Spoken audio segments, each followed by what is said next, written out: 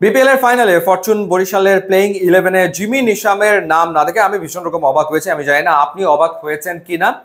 এবং যখন প্রথমে ব্যাট করে চিটাগং 194 রান করে ফেলো, তখন আমার কাছে মনে হচ্ছিল যে হয়তো জিমি নিশামের অভাব অনুভূত হতে পারে বরিশালের।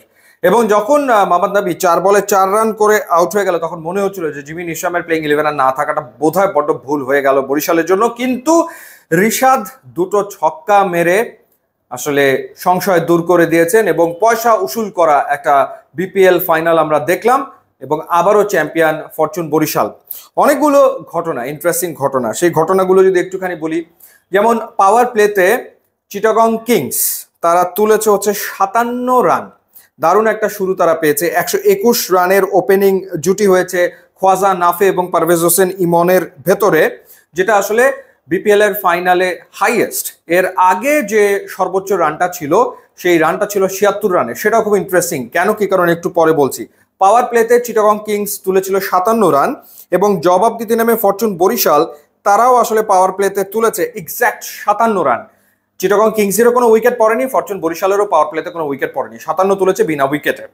চিটাগং কিংস 100 রান তুলেছে 11 ওভারে, অর্থাৎ 66 বল তাদের লেগেছে 100 রান করতে। এবং ফরচুন বরিশালের 100 রান করতে এক্স্যাক্ট 11 ওভার লেগেছে। 66 বলে তারা আসলে 100 রান করেছে, অর্থাৎ একই স্পিডে দুটো দল ব্যাট করে গেছে। এছাড়া আরেকটা ব্যাপার যেটা বলছিলাম যে তাওহিদ হৃদয় আর তামিম ইকবাল খান তারা 76 রানের একটা ওপেনিং পার্টনারশিপ করেছিল। এবং গতবারের যে বিপিএল এর ফাইনাল, যেবার কুমিল্লা ভিক্টোরিয়ান্সকে হারালো ফরচুন বরিশাল, সেবারও ওপেনিং এ তামিম ইকবাল এবং মেহেদী হাসান মিরাজ 76 রান করেছিল, যেটা হচ্ছে সেকেন্ড হাইয়েস্ট বিপিএল এর ফাইনালে ওপেনিং জুটিতে। ইন্টারেস্টিং আরো একটা ব্যাপার হচ্ছে কাইল মায়ার্স, তিনি গতবারের ম্যান অফ দ্য ম্যাচ ছিলেন বিপিএল এর ফাইনালে, 46 রান করেছিলেন এবং একটা উইকেট নিয়েছিলেন। এদিনও কাইল মায়ার্সের ব্যাট থেকে এসছে এক্স্যাক্ট 46 রান। গত বিপিএল এর ফাইনালে 30 বলে 46 করেছিলেন, এই দিন তিনি 28 বলে 46 রান করেছেন। এবং গত বিপিএল এর ফাইনালে মাহমুদুল্লাহ রিয়াদ তিনি 7 বলে 7 রান করে অপরাজিত ছিলেন, এই দিন তিনি 11 বলে 7 রান করে আউট হয়ে গেছেন। অর্থাৎ পরপর দুটো ফাইনালে তিনি 7 রান আসলে করলেন।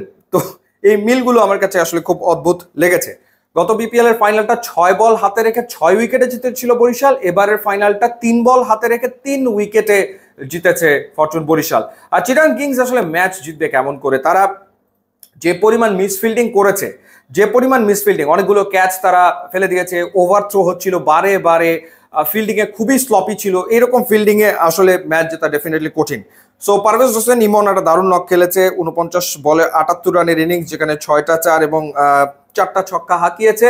এবং এটা তার দ্বিতীয় 50 চ্যাম্পিয়ন্স ট্রফির আগে ডেফিনেটলি এটা বাংলাদেশের ক্রিকেট ফ্যানদের জন্য স্বস্তির ব্যাপার। খোয়াজা নফি 66 রান আসলে করেছে, গ্র্যাম ক্লার্কের 44 রান এসছে। তবে শরীফের বোলিং এর কথা আলাদা করে বলতে হয়। 4 ওভারে 34 রান দিয়েছেন, 4 উইকেট তিনি নিয়েছেন।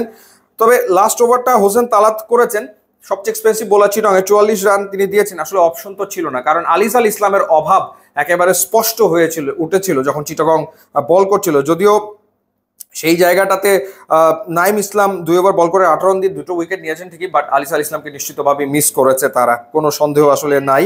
তো আরো একবার বরিশাল চ্যাম্পিয়ন তামিম ইকবাল, তিনি 29 বলে 54 রানের একটা ইনিংস খেলেছেন, সম্ভবত এটা তার চতুর্থ 50 এবারের আসরে। এবং গত ফাইনালেও তিনি ওপেনিং একটা ভালো শুরু এনে দিয়েছিলেন নিশ্চিতভাবেই। গতবার তিনি টুর্নামেন্টেরই হায়েস্ট স্কোরার ছিলেন, এবার তিনি বরিশালের পক্ষে সর্বোচ্চ রান করেছেন। সো দারুণ একটা সিজন গেল বরিশালের। অভিজ্ঞতার জয় হলো আরও একবার মাহমুদুল্লাহ রিয়াদ, মুশফিক এবং তামিমের অভিজ্ঞতায় আরও একবার চ্যাম্পিয়ন হলো ফরচুন বরিশাল, তাদেরকে অভিনন্দন। এবং জানিয়ে রাখি যে ইউটিউব এবং ইনস্টাগ্রাম লিঙ্ক দেওয়া আছে, আপনারা যদি যোগদান তাহলে খুবই খুশি হবো। And thanks for watching.